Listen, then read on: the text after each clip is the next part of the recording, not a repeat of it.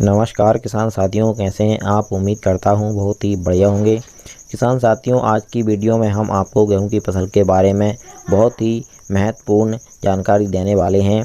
हमारे 80% किसान भाई क्या करते हैं, गेहूं की फसल में आखिरी सिंचाई करते समय गलती करते हैं, जिस कारण से हमारे किसान साथियों को गेहूं की फसल से रिकॉर्ड तोड़ उत्पादन नहीं मिल पाता है। उत्पादन बिल्कुल डाउन हो जाता है, जिससे हमारे किसान भाइयों को आखिर में निराशा हाथ में लगती है और यह उनको तब पता चलता है जब गेहूं की हार्वेस्टिंग होती है। तो किसान साथियों, गेहूं की फसल में लास्ट सिंचाई के बारे में आपको पूरी जानकारी अच्छी तरीके से बताएंगे।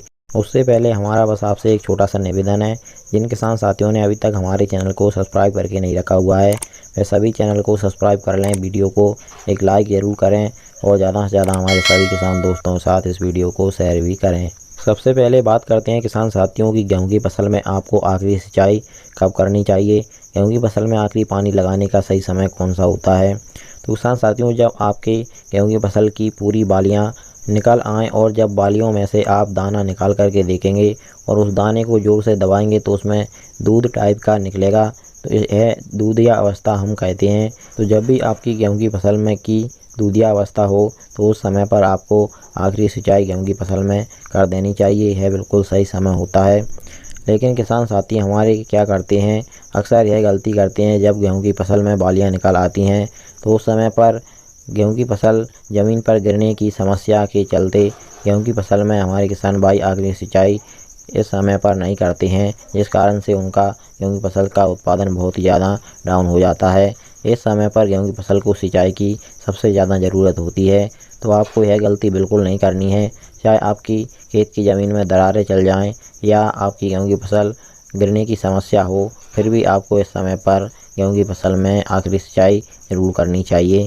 गेहूं की फसल की दूधिया अवस्था पर अगर आप सिंचाई नहीं करेंगे तो आपका जो दाना होगा गेहूं की फसल का वह पतला रह जाएगा, उसमें धब्बे टाइप के आ जाएंगे, क्वालिटी सही नहीं बनेगी, दाना चमकदार नहीं बनेगा और आपकी गेहूं की फसल का उत्पादन बहुत ही ज़्यादा डाउन हो जाएगा। तो किसान साथियों, आपको गेहूं की फसल की दूधिया अवस्था पर आखिरी सिंचाई ज़रूर करनी चाहिए। और अगर किसान साथियों आपने सरबती गेहूं की वैरायटी लगाई है, सरबती गेहूं की बुवाई की है, सरबती गेहूं की अक्सर क्या होता है, हाइट बहुत ज़्यादा होती है, जिस कारण से फसल ज़मीन पर गिरने की ज़्यादा संभावना रहती है। तो सरबती गेहूं में आप आखिरी पानी इस समय पर नहीं लगाएंगे तो चलेगा, क्योंकि सरबती गेहूं का उत्पादन इस समय पर पानी लगाने से डाउन नहीं होता है।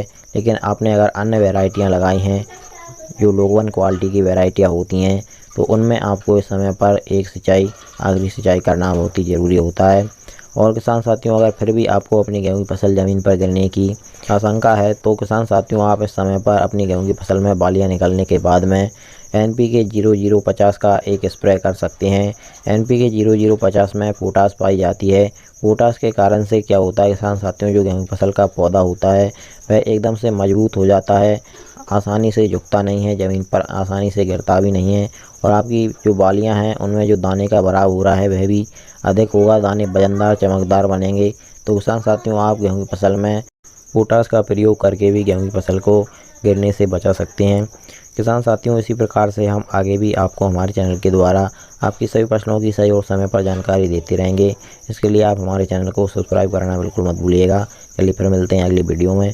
नमस्कार, धन्यवाद।